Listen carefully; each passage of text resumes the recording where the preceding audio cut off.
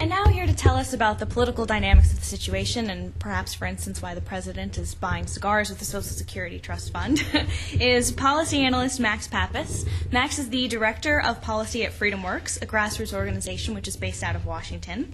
He's discussed policy issues on radio programs and television networks such as CNN and PBS. He's been published nationwide in newspapers and magazines, including Stuff Magazine and Research Foundation's annual Privatization Watch. And he's testified before the New Hampshire State Legislature on the issue of Social Security. A Massachusetts native, Mr. Pappas was a candidate for state representative in 2002, and unless Congress reforms Social Security sometime soon, those of us at S4 are going to make him run again soon. He is a graduate of Holy Cross College and holds a master's degree in political economy from the London School of Economics. Please join me in welcoming Max Pappas.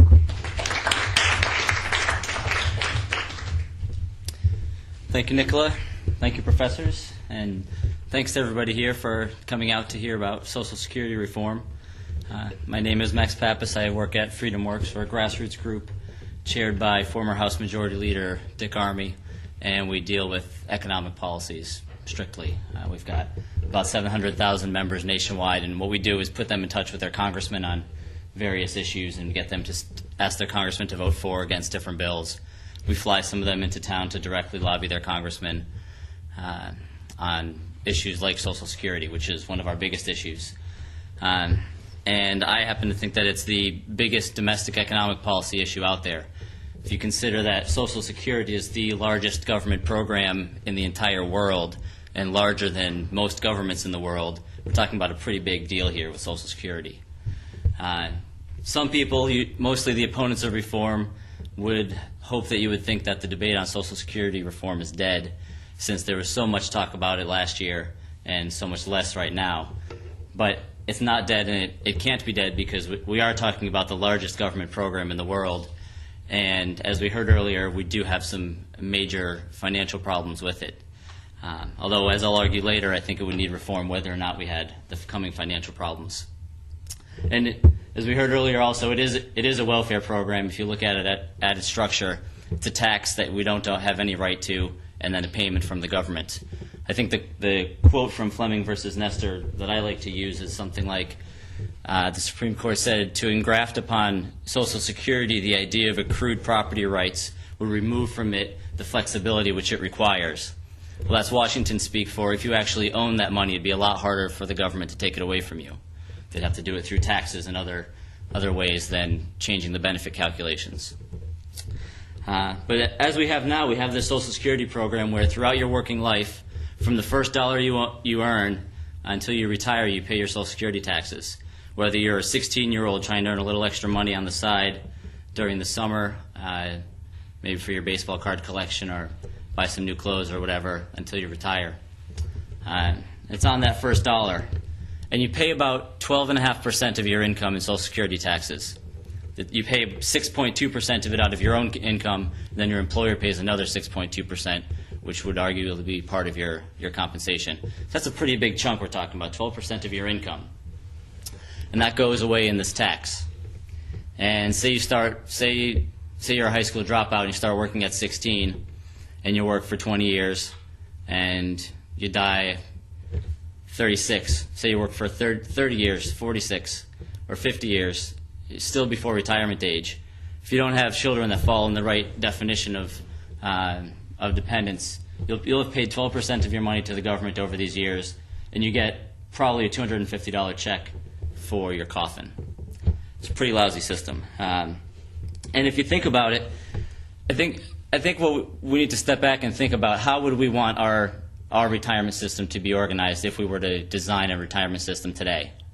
I think there are very few people, if we were able to remove the partisanship of it, who would say, I think the best system would be if we took 12% of everybody's income, and if they were able to make it to retirement, then we start paying them. It's just what we know about investing and saving now is just inconceivable that that would be what would be proposed. In fact, that's not exactly what was proposed when it first came out. The taxes were much lower. Well, before I get into that, we have this coming problem, which can be calculated because of demographic problems that we have coming up. This is strictly on the solvency side. When Social Security was first formed, life expectancy wasn't much over 65, which is what your retirement age is. And there were about 40 people paying payroll taxes or Social Security taxes for every one senior that was collecting. As life expectancies have grown, which is a great thing, I spent Sunday with my grandparents. They're in their mid-80s. They've been collecting Social Security for a good 20 years. They've done all right by it. But as life expectancy has increased and birth rates have decreased, what you've seen is more people over the age of 65 collecting Social Security and fewer people under the age of 65 paying in. As they call this pyramid scheme when you have a system like this. You have the top of a pyramid, which is narrow, and it's the point, and that was the old people in the 30s, the broad base of young people paying taxes. That broad base has narrowed and narrowed and narrowed, and now we've got about 3 people paying for my grandparents right now. By the time I retire, there'll probably be about 2 people paying payroll taxes for my paycheck to come in. And if you just do the just back of the envelope sort of calculation on that, if you figure the 4 of us up here, we're all paying our payroll taxes now. When Nicola retires, let's see, how is this going to work? Well, we'll say the 3 of us here. The 3 of us here are paying payroll taxes to support my grandparents right now. That's $333 each for a $1,000 paycheck. Say my grandmother receives a $1,000 paycheck. In a couple of decades, when there are only 2 people paying in, we're going to have 2 options for somebody to still get a $1,000 paycheck. Either 2 of us will pay $500 each for a $1,000 Social Security check, or you can cut my grandmother's benefits or one of our benefits down to $666. And those are 2 of the main choices that we look at when we're dealing with what to do with this. This is what we heard a lot during the 2004 campaign. We can tweak the system, we can raise the taxes a little bit, and we can cut the benefits a little bit. Well, the system has been tweaked over and over again over the years, and there have been 20 tax hikes from the first Social Security tax rate, which was 1% on your first $3,000 of income. Today, Social Security taxes are, like I said, 12.4%. That's on your first $90,000 of income. So that went from a maximum tax of $60 to a maximum tax of $11,060. So the system has been tweaked 20 times to raise the maximum tax you can pay each year in Social Security taxes by $11,000. So we can tweak it a little more and raise the taxes a little more. We can cut the benefits a little more, which is one of the things they did in the 80s when they started taxing Social Security benefits in a different way. Or there's a third option, which we've heard a little bit about today, which is the option of personal accounts. And this was popular across partisan lines in the late 90s. You have quotes from major politicians that were Democrats on the record supporting the idea. Clinton talked about it. He set up a commission. Daniel Patrick Moynihan, a Democrat from New York, was in favor of it. And you even had left-wing pundits like Paul Krugman. I don't know if anybody's familiar with the writing of Paul Krugman. He writes for the New York Times, and he was one of the most vocal critics of personal retirement accounts. If you do a little searching, he has a quote in a 1996 article that he wrote for a Boston magazine where he admitted the coming demographic problems of Social Security and said that he thought the accounts were a solution that should be considered. That was back when he was an academic economist and professional and less of a political pundit at a newspaper. So we've got this idea of personal accounts, which I think is a fantastic idea, because I think it's what we would create if we were to reconsider the system from scratch right now, if we wanted to create a retirement security system to provide for us in our old age when we retire. And the system of personal accounts would have one aspect, well, not all systems. There are lots of different proposals out there. This is one of the tricks that happened last year was everyone's talking about the Bush plan. There's no Bush plan, no 1,000-page document in some back room at the White House that you could turn to and say, how would this affect me according to the Bush plan? Oh, page 792, this would mean this for you. There were these general principles. There were several plans circulating in the Congress that had been introduced by a number of different congressmen. But all the good plans, in my estimation, had several things in common. And the best thing that they had in them was this idea of ownership. The idea of having a personal account that you owned and you had a legal right to, which, as we heard earlier, there is no legal right in your Social Security tax dollars, per the Supreme Court decision of Fleming versus Nestor. With ownership, you get things like inheritability. Like the case where I mentioned earlier of somebody starting work at 16 and dying at 56 before collecting any money. their money goes to the government. The government's already spent that money on other projects, Bridges to Nowhere, cowgirl museums in Iowa, rainforest projects, or onion research in Georgia, whatever the latest pork barrel project is, the money's being spent. So with ownership, you have your legal right to that, and you can leave it to whoever you want. You can leave it to if you're married, you can leave it to your spouse. If you have children, you can leave it to your children. If you have an aunt or an uncle, you can leave it to them. You can leave it to your favorite nonprofit organization like FreedomWorks or Students for Saving Social Security. Whatever you want, it's yours. You can do what you want with it. And there's something fundamentally that brings us back to the first principles of the founding of America, of ownership and opportunity, what people came here for. They didn't come here to rely on the government to answer to in their retirement when they needed a check for their groceries or for cat food or whatever you wanted to buy. With ownership, you have that right, and it brings back the pride of the idea of I created this and I own this and I can leave this to whoever I want. That's a fundamental shift from what we have today, where we turn to the government. I think this is partly why the political class has been so opposed to it, because what we're talking about is devolving the largest government program in the world from being entirely controlled in Washington to giving the power back to the individuals in the country to have over their retirement years, and at least a portion of the 12% of their income that they currently pay to the Social Security funds. And I think it's that makes this exciting. We do have the demographic problems that say that money's going to run out in several years, where they're going to owe more in taxes than they're going to collect in taxes. That's the actuaries will talk about that for quite a while, but the idea of ownership, being able to put this money into an account that we all own, I think is what's exciting. And I think for who it would be most exciting for is low-income workers in the United States. I have a 401k plan. I put a portion of my income into a 401k plan, my company retirement plan, every week. And I get my statement every quarter, and it says, I've got this much money in my 401k plan.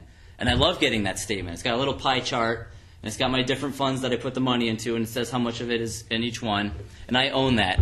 And I know that if I stepped out on the street tomorrow in Washington, D.C.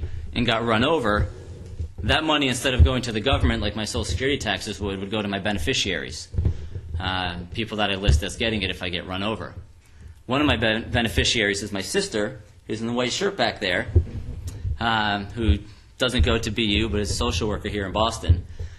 She'd get a portion of that. My mom and my dad would each get a portion of it. I don't want it, though. She's going to run you over. Yeah, she's going to run me over, yeah. And that's exciting, but you know how much you get of the 12% of my Social Security money that I've been paying since I was a dish boy when I was 16, and that's 14 years ago? She'd get nothing. But I've only been paying into my 401k for a couple years, and she'd already get a nice little something in there to fix the broken mirror on her car or whatever she needs to spend it on. So that's what we're talking about with this idea. The other aspect of it that I think got lost in the media coverage of Social Security reform is the option of choice. None of the proposals that we were talking about last year and we'll be talking about next year, probably after the October elections or the November elections, is the idea of choice. All of these proposals were voluntary. If you wanted to remain in the current system, if you thought it was a good idea to continue to give your money to the government and trust the promises of 535 politicians in Washington, you're more than welcome to do that. Or you could consult various constituencies that have been wronged by the government promises over the years, maybe some of the Native Americans, and see just how trustworthy a government promise is. But if you thought that was a good idea, you could stay with that. Or if you thought it was a good idea to put it into your own account that you own and you could leave to whoever you wanted, then you'd have that option. And again, I think there's something fundamentally American about that, and back to our core principles of opportunity and options, where you choose the sort of life that you want to lead. Now, usually when you mention this idea of choice, there are questions about the riskiness of personal accounts in such a regime. Well, there have been people talking about the problems with Social Security since the late 70s. Milton Friedman maybe even earlier, but the Cato Institute put out a book in 1979 called The Inherent Contradiction of Social Security. and warned of this problem of lack of ownership and the demographic problem coming. And so there are scholars that have spent 25 years thinking about how this would work, and none of the proposals would let everybody go and put all of their money in Enron, for example, which is what you would hear a lot of the pundits on the other side against ownership and voluntary options saying, oh, it's too dangerous, everybody will put their money in all in Enron, and then what are they going to do? They're going to be eating cat food in their retirement. Well, that's ridiculous, and it's really unfortunate when we're talking about something so important that such a dishonest sort of statement was made.